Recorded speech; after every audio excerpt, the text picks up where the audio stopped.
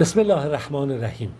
خب قسمت دوم از داستان عمیر ابن سعد بهش رسیدیم. اگه یادتون باشه در جلسه قبل گفتیم که عمیر در یک دوراهی قرار گرفته بود. جلاس سخنی رو گفت که این سخن توطئه منافقان بود و بوی کفر میداد در واقع نسبت به رسول خدا و نبوت پیامبر خدا. آیا این سخن رو باید بره بگه؟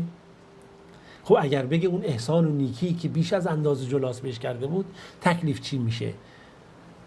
این نمک نشناسی نیست؟ این که فقیر بود اینو ثروتمند کرد تحت محبت‌های فراوان، اصلا بیش از پدر بهش رسیده. خب اگه نگه تکلیف مسلمانان چی میشه؟ توطئه دشمنان چه باید میکرد؟ هر دو کار براش تلخ بود. سکوت میکرد، نمیشد سکوت کرد. بگه، نمیشه بگه. باید یه کاری انتخاب میکرد. بلافاصله تصمیم گرفت.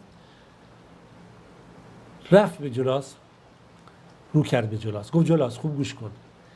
قسم به خدا در روی زمین بعد از پیامبر خدا صلی الله علیه و سلم تو محبوب ترین آدم به نزد من هستی. اینو فراموش نکن. بعد از پیامبر خدا محمد صلی الله علیه و سلم تو محبوب ترین آدم به نزد منی. من از همه مردم تو رو برمیگزینم. از همه بیشترم نزد من احترام داری. به خاطر این همه محبت هایی که در حق من داشتی. اما تو سخنی رو گفتی و خندیدی، تمسخر کردی که اگر محمد واقعا پیامبر خدا باشه و راست باشه در پیامبری ما از یک حیوان درازگوش هم بدتر هستیم. اگر من بخوام این سخن تو رو پنهان بکنم، من در امانت دین خدا خیانت کردم. هم خودم رو به هلاکت انداختم، هم دین خودم رو. من میرم پیش پیامبر خدا صلی الله علیه و سلم، براش خبر میدم تو چی کار کردی، تا ببینیم خود پیامبر خدا تصمیم بگیره.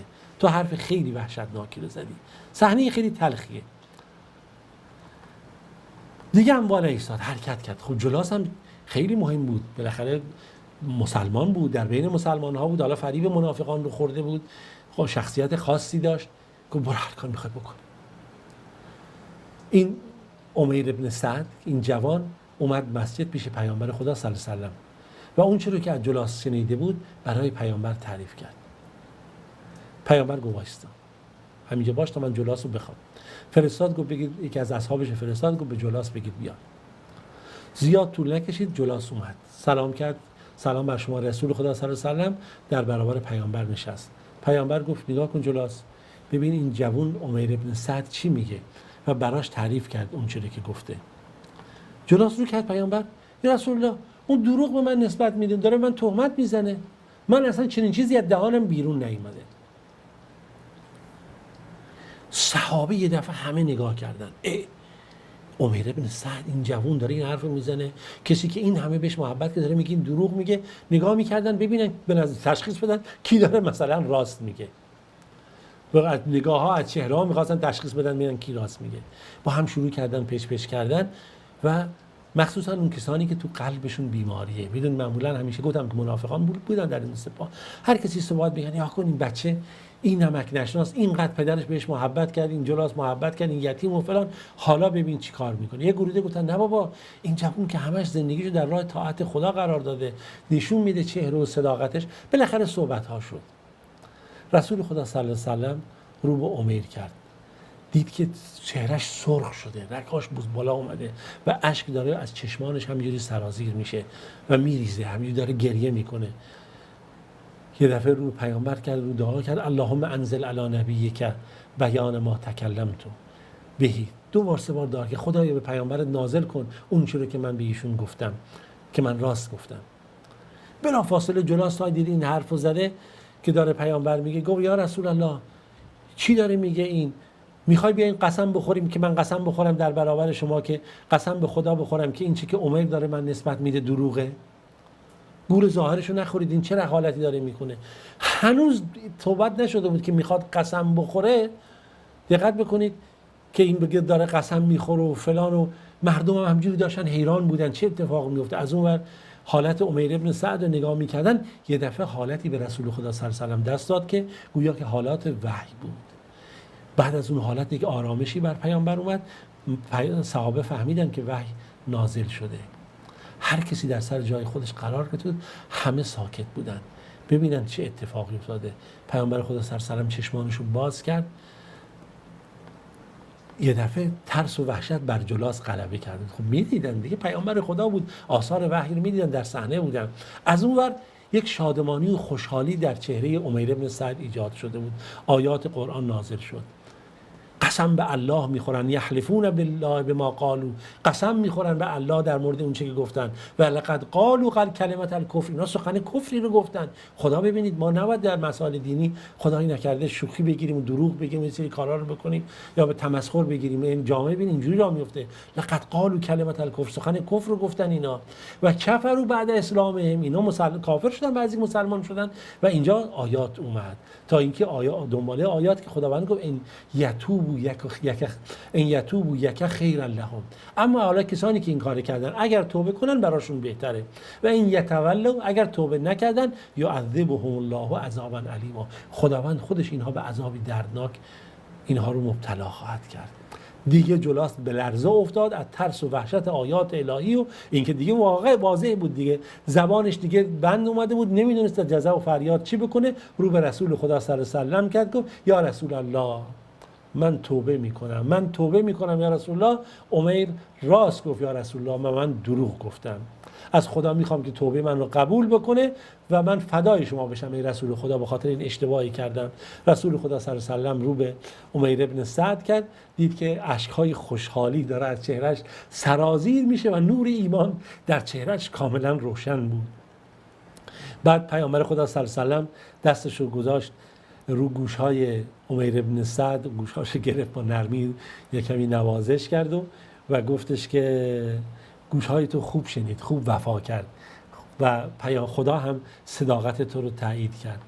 از اون لحظه به بعد دیگه جلاس هم توبه کرد و اسلامش هم نیکو شده بود و صحابه کاملا میدیدن صداقت امیر ابن سعد و اون حالتی که پدید اومده بود و واقعا امیر رو خداوند اینجوری به نیکی ذکر کرد و خداوند پاداش خیر هم نصیبش کرد. و از همه مهمتر این بود که جلاس هم میگفت خدا تو رو خیر بده که من از کفر نجات دادی و گردن من از آتش جهنم نجات دادی، که من دچار یک چنین حالتی شده بودم که واقعا نمیدونستم چه باید بکنم.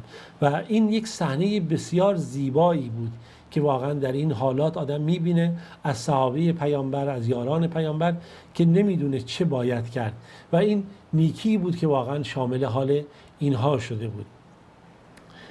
بله این آیات الهی این گونه نازل شد. داستانی هم داره که حالا اگه فرصت بشه این داستان رو هم بگم. این قسمتی رو میگه حضرت عمر رضی الله عنه بالاخره در زمان خلافت خودش امور خلافت رو داشت مرتب میکرد، این ور اون ور رو، کی رو برای کجا به امارت بفرسته، به کسی بگه چه کار بکنی فلان، دنبال کسی میگشت که بالاخره بتونه امور رو بهش بسپره. و در این زمان یه دفعه عمر به ذهنش اومد خب باید کسانی رو پیدا کرد. همیشه به فرماندارانش عمر میگفت، خیلی دقت کنید من این مطلب رو بیارم از دستم نره. به فرماندارانش میگفت، دستور میداد نگاه کنید قانون اینه، من میخوام که شما وقتی در بین قومتون هستید یک امیر باشید، اما امیر باشید نه جدا از مردم باشید، بلکه در بین مردم باشید، امور مردم رو به عهده بگیرید، مثل که یکی از خود مردم هستید.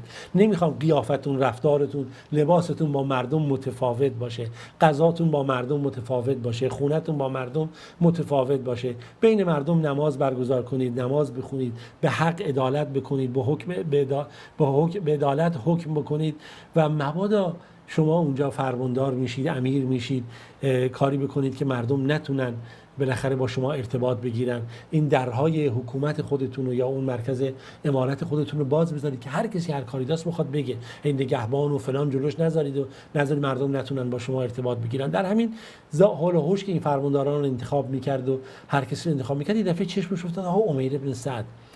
امیر ابن سعد رو بفرسته به حمص. یادتون باشه ما در مورد سعید ابن عامر هم گفتیم، حالا مردم حمص معروف بودن یا به کوفه کوچیک. بعد از اینکه گفتش که امیر ابن سعد هی میگه من نمیخوام فلان، عمر گفت نه من که ولت نمیکنم، تو چاره ای نداری، باید بری اونجا امارت مردم رو به عهده بگیری. این بود که حضرت عمر امیر ابن سعد رو فرستاد برای امارت به شهر حمص. اما یک سال گذشت، هیچ نامه ای رو امیر ابن سعد برای عمر نفرستاد. از اخبار اونجا هیچ خبری نشد. خب عمر همش دنبالش بود که داره چه اتفاقی میفته. گفت آقا امیر ابن سعد رو بخواید بیاد، فرمان دستور داد امیر ابن سعد بیاد ببینم چیه. برای دفعه عمر بن سعد اومد پیش عمر و بالاخره از اون شهر، ببینید مدینه کجا، حمص در شام کجا، اومد دید عمر بن سعد اومده در حالتی خسته و کوفته و با یک عصا و خیلی ناتوان. خب سلام کرد و عمرم جواب سلامشو داد، گفت عمر چه وضعیه؟ چرا تو من اینجوری میبینم و فلان، میبین آیا تو واقعا حالت خوبه، وضعیتت خوبه؟ اینا گفت آره. خب گفت تو چی شده که اینجوری اومدی و فلان؟ چی؟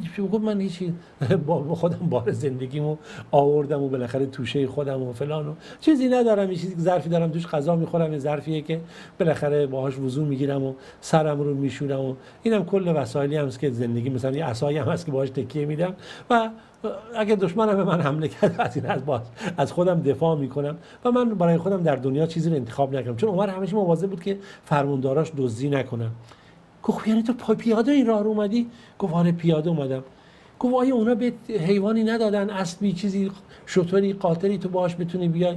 گفت نه اونا که این کارو نکردن. گفتم که مردمان یه مقدار طبیعت خاصی داشتن، منم از اونها چیزی نخواستم. خب عمر گفت تو رفتی 1 سال هیچ خبری از تو نشد، نه نامه‌ای نوشتی، نه بالاخره از زکات اونها بالاخره چیزی برای ما نفرستادی، از خراجی کسی از غیر مسلمان ها مالیات هایی که میدی خبری نشد. گفت آقا من که رفتم اونجا عمر، بزرگان قوم رو جمع کردم، افراد معتمد رو جمع کردم، گفتم این دارایی هایی که جمع میشه بالاخره از زکات و مالیات و اینا رو خودتون در هر جا سلام میدونید اینا رو قرار بدید تقسیم بکنید، اگر چیزی اضافه میومد من برای شما میفرستادم ببخشید، اما چیزی اضافه نیامد، در همونجا خرج فقرا و مستمندان و نیازمندان میشد. حضرت عمر دیگه خیلی خوشحال شد، گفت بیارید نامه تا دوباره من بهش دستور بدم اینو بفرستین فرماندار اونجا بشه. دیگه عمر بن سعد زیر بار نرفت، گفت عمر نه دیگه منو ول کن.